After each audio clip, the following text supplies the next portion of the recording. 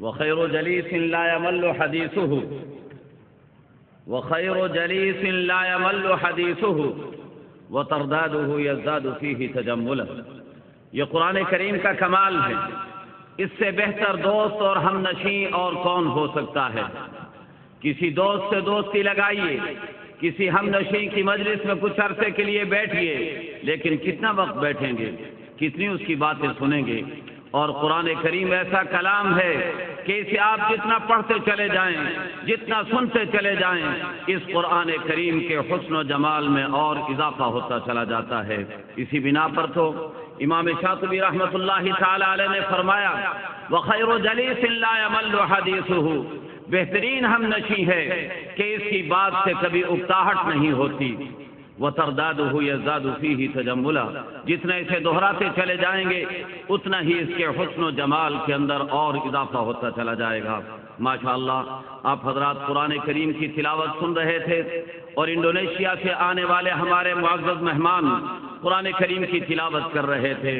ذرا اس موقع پر میں چاہتا ہوں کہ قرآن کریم سننے کے بعد ذرا آواز بلند ہونی چاہیے. قرآن کریم کے نام پر اللہ کی تکبیر بلند ہونی چاہیے. نعرہ تکبیر. آواز نہیں آئی صحیح طرح سے، جیسا مجمع ہے ویسی آواز نہیں. وہ ضرب جس ضرب سے دل ہل جاتے تھے وہ ضرب لگانا بھول گئے. اس ضرب کو ذرا تازہ کیجئے. نعرہ تکبیر، نعرہ تکبیر. مجھے ایسا لگ رہا ہے کہ جو پیچھے بیٹھے ہوئے لوگ ہیں وہ شاید اللہ کا نام لینے سے گھبرا رہے ہیں. شاید انہیں گھبراہٹ ان پہ طاری ہو رہی ہے. میں انہیں تسلی دے رہا ہوں کہ ان سے زیادہ تو اونچی آواز ہماری ہے. اگر اللہ کا نام بلند کرنے پر کوئی پکڑا جائے گا تو شاید پہلے ہمارا ہی نمبر آ جائے. اس بنا پر گھبرائے نہیں، ذرا آواز سے کہیے نعرہ تکبیر، نعرہ تکبیر. میں عرض یہ کر رہا ہوں کہ قرآن کریم امت مسلمہ کی وحدت کا نشان ہے، اور آج کی یہ مبارک محفل اس بات کی یاد تازہ کر رہی ہے اور اس بات کی یاد دلا رہی ہے کہ اس قرآن کریم پر کسی قوم کی اجارہ داری نہیں ہے. ہر قوم اس قرآن کریم کو تلاوت کرتی ہے. دنیا کے اندر دیکھا گیا ہے مختلف باطل مذاہب والے، ان کی صورتحال یہ ہے کہ ہر ملک اپنی زبان کے اندر اپنی مذہبی کتاب کی تلاوت کرتا ہے. فرانس والے فرانسیسی زبان میں اپنی کتاب کی تلاوت کرتے ہیں، اور امریکہ والے امریکی زبان کے اندر تلاوت کرتے ہیں. یورپین ممالک کے لوگ اپنی زبان کے اندر تلاوت کرتے ہیں اپنی کتابوں کی، اور بر صغیر کے لوگ اپنی زبان میں اپنی مذہبی کتابوں کی تلاوت کرتے ہیں. لیکن قرآن کریم وہ کتاب مقدس اور کتاب ہدایت ہے کہ دنیا کے کسی خطے میں چلے جائیے، دنیا کے کسی دیہات کے اندر چلے جائیے، کسی قوم کے اندر چلے جائیے، جہاں بھی جائیں گے یہ قرآن عربی زبان کے اندر پڑھا جا رہا ہوگا. وَإِنَّهُ لَتَنزِيلُ رَبِّ الْعَالَمِينَ نَزَلَ بِهِ الرُّوحُ الْأَمِينُ عَلَى قَلْبِكَ لِتَكُونَ مِنَ الْمُنذِرِينَ بِلِسَانٍ عَرَبِيٍّ مُبِينٍ. اللہ رب العزت نے اس قرآن کریم کو عربی مبین کے اندر نازل فرمایا ہے، اور اللہ رب العزت نے اس قرآن کریم کی تلاوت کے لیے ہمیں اس بات کی تلقین فرمائی ہے کہ جب قرآن پڑھا جائے تو اس پر عمل کرنے کی نیت بھی ہونی چاہیے. اس قرآن کریم کے مطابق اپنی زندگی کو ڈھالنے کا فیصلہ بھی ہونا چاہیے. اس بنا پر میں حضرت حسن بصری رحمہ اللہ تبارک و تعالی کا ایک جملہ آپ کے سامنے نقل کرنا چاہتا ہوں. یقول الامام الحسن البصری رحمہ اللہ تبارک و تعالی حملة القرآن الذين عمدوا إلى دواء القرآن فوضعوه على داء قلوبهم واستشعروا الخوف وارتدوا الحزن فأولئك يسقي الله بهم الغيث وينصرهم على أعدائهم. والله لهذا الضرب من حملة القرآن أعز من الكبريت الأحمر.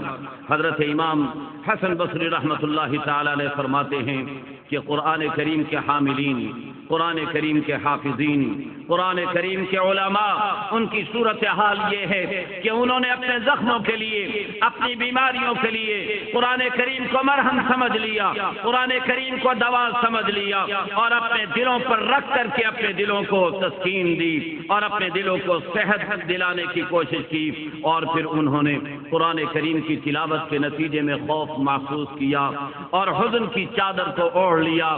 یہ وہی لوگ ہیں کہ جن کی برکتوں سے اللہ انسانیت کو بارش نصیب فرماتے ہیں اور ان کی مدد اللہ ان کے دشمن کے مقابلے میں کیا کرتے ہیں، لیکن بڑے افسوس کی بات ہے کہ ان کی تعداد بڑی تھوڑی ہوا کرتی ہے، بہت کم ہوا کرتے ہیں۔ اعز من الکبریت الاحمر، انتہائی نایاب جنس ہے یہ لوگ۔ دعا ہے اللہ رب العزت سے اس بات کی کہ اللہ ان حملۃ القرآن میں اضافہ فرما دے اور ہمیں بھی ان خدام قرآن کے قدموں میں جگہ نصیب فرما دے۔ امام جزری رحمت اللہ تعالی علیہ قرآن کریم کے بارے میں تلقین فرما رہے ہیں، اس قرآن کریم کو جب پڑھا جائے تو قرآن کریم کو اس انداز پر پڑھنا چاہیے جس انداز پر اللہ کے نبی علیہ الصلوۃ والسلام نے امت مسلمہ کو سکھایا تھا۔ ورتل القرآن ترتیلا، اے جودہ تجویدا، قرآن کریم کو ترتیل سے پڑھیے۔ ترتیل کا مطلب کیا ہے کہ قرآن کریم کو تجوید کے ساتھ ادا کیجیے۔ فرماتے امام جزری رحمۃ اللہ تعالی علیہ والعقل بالتجوید حتم لازم من لم يجود القرآن آثم لأنه به الإله انزل وهكذا منه إلينا وصل۔ اس سے یہ ثابت ہوتا ہے کہ یہ قرآن کریم ایسا نہیں کہ جو مصر سے آنے والے قراء ہیں یا انڈونیشیا سے آنے والے قراء ہیں یا پاکستان کے قراء وہ تو تجوید کے مطابق پڑھیں اور ہم جیسے چاہیں پڑھتے رہیں۔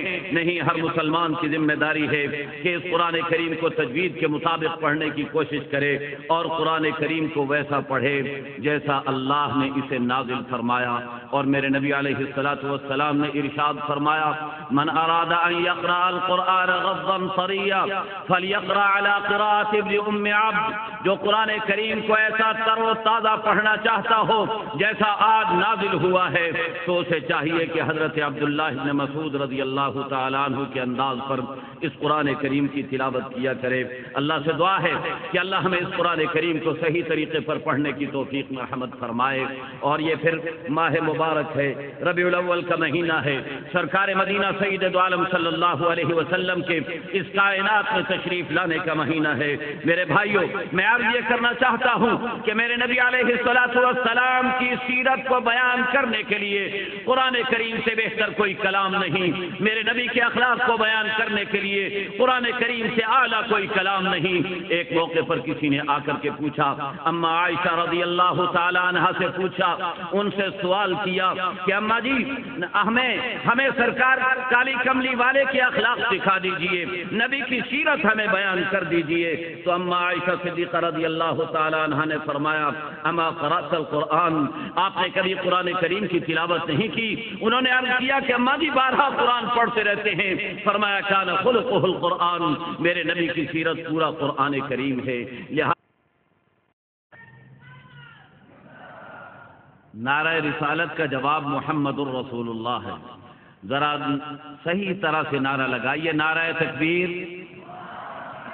در و دیوار ہلنے چاہیے، ان لوگوں تک آواز پہنچنی چاہیے جن کی صورتحال یہ کہ اذا ذکر اللہ وحدہ اشمئزت قلوبہم، ان کے دل پریشان ہو جاتے ہیں اللہ کا نام سن کر، لہذا آواز سے نعرہ لگائیے، نعرہ تکبیر، نعرہ تکبیر، نعرہ رسالت محمد الرسول اللہ، نعرہ رسالت۔ آواز نہیں آئی صحیح طریقے پر، آواز بلندی سے آنی چاہیے، نعرہ رسالت، نعرہ صدیقی محمد الرسول اللہ، ہر ایک کا نعرہ یہی تھا، نعرہ صدیق۔ آواز نہیں آ رہی ہے، آواز بلندی سے آنی چاہیے، آواز زور سے نکلنی چاہیے، نعرہ فاروق، نعرہ عثمان، نعرہ حیدری محمد الرسول اللہ، یہی وہ نعرہ ہے جو ان سب لوگوں نے بلند کیا اور اسی نعرے کی بنیاد پر پوری دنیا کے در و دیوار ہلا کر کے دکھائے ہیں اور قرآن کا پیغام پوری دنیا میں پہنچا کر کے دکھایا ہے۔